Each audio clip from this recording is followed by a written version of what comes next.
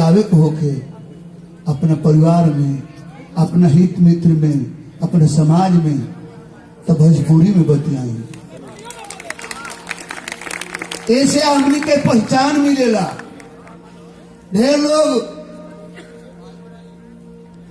संगे रहेले, चलिए संग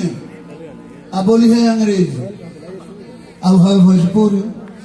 अब पता नहीं चल जाए भोजपुरिया हवे कि हवे। हमने के बक्सर में धर्म जो श्रमजीवी गाड़ी में बैठल जा तो गाड़ी पटने से और थोड़े उन्हें से खुले ले मोल उहे रहलक सलाह 90% भोजपुरिया। बाकी सरदार जी लोग 2-4 गो बैठल बा अपना भाषा बतियाई, पंजाबी में, बंगाली लोग बैठल बा, लोग बंगला में बतियाई। हमनी के बैठल बन कि ना तो ही में लोग अंग्रेजी में बतिया होता। अब डरे आदमी बोली ना दी तो अंग्रेजी वाला हमने क्या बोली, जब भोजपुरी बोली ली जरा अंग्रेजी तो बोली ना आवे हमके। जब दिल्ली उतरे लग जाए तो हो जे कहाँ घर हो तो हो जे ब्रह्मपुर तो घर हो हमारे। महाराज रात भर अंग्रेजी बोलनी है, चुपचाप बन के बैठल बन के अब तो नहीं होगी तो बाकी जाने के चाहिए भोजपुरी हमने के पहचान है। कतनों हजार के बीच में एगो भोजपुरिया चल जाई तो चिन्हा जाए भोजपुरिया है, पूर्वांचल के है। दिल्ली, बम्बे, कलकत्ता चाहे रही है मंसूरी में, दिल्ली, बम्बे, कलकत्ता चाहे रही है मंसूरी में, पढ़ी है लिखी है कौन भाषा, पढ़ी है लिखी है कौन भाषा, बची रही है भोजपुरी, पढ़ी है लिखी है कौन भाषा, बची रही है भोजपुरी, पढ़ी है लिखी है दिल्ली, बम्बे, कलकत्ता, दिल्ली, बम्बे, कलकत्ता चाहे रही है मंसूरी में, दिल्ली, बम्बे, कलकत्ता चाहे रही है मंसूरी में, पढ़ी लिखी है कौन भाषा, पढ़ी लिखी है कौन भाषा, बची है भोजपुरी में, पढ़ी लिखी है कौन भाषा, बची है भोजपुरी में, पढ़ी लिखी है कौन भाषा।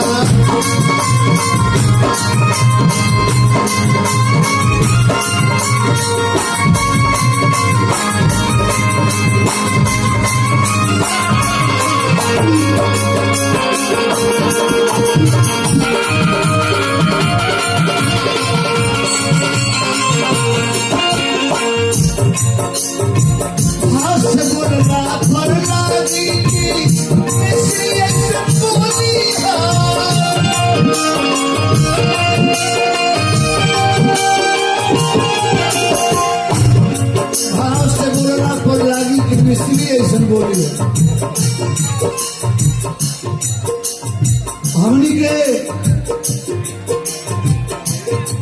भोजपुरी में बा कि छोट बच्चा के हमनी के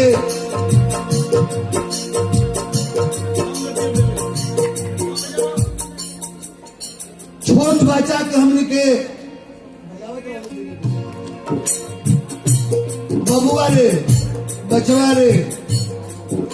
पहला आदमी अपना समकक्ष के कले का हो भाई काल बा ओकरो से बड़ हो जाई तो रउआ कहे लगे कहाँ जाता नहीं रउआ का करता नहीं कैसा माने रउआ हम ये का भाषा में रामा रउआ बा और नहीं तो और कुल भाषा में अपने से बड़ों के तुम और छोटों को तुम चल जाइए बम्बे में चल जाइए 12 लो बोली तो कहिए आपको भाव से बोल रहा बोली हो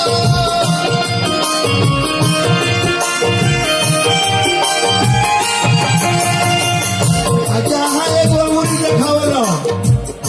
तो साफा दोनों दुखाई तू एगो करबर तो हम दोनों निकाल लू से बोलना पड़ला की फिर नट के बोली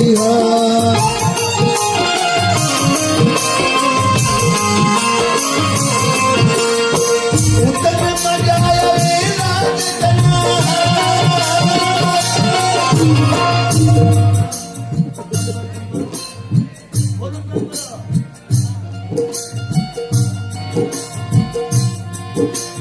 उतने मजा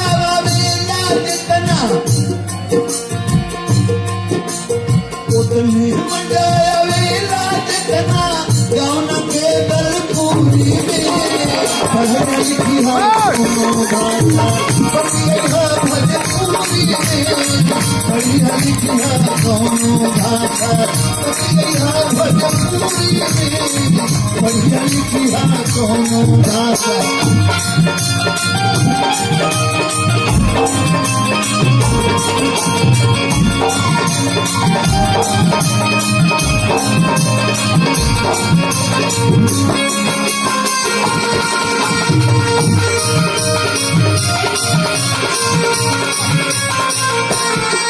सबका से लगाया भोजपुरी के पहचान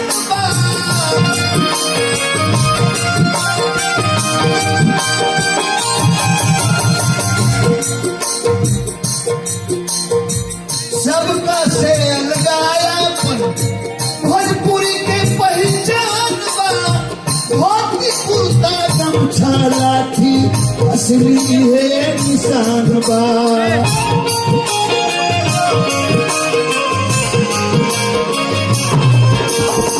मान समान घटे न पावे मान समान घटे न पावे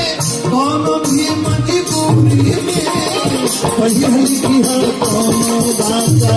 बढ़िया मजबूरी में बढ़िया लिखी है कोनो भाषा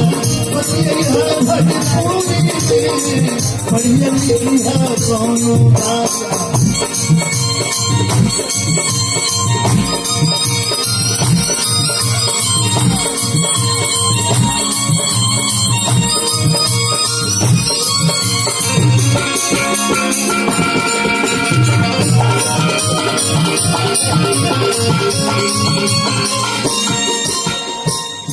दुए अंतर के गावे है कि दुदू अंतर के गावे तन बेसी गावे जाई नहीं तो बस देखिए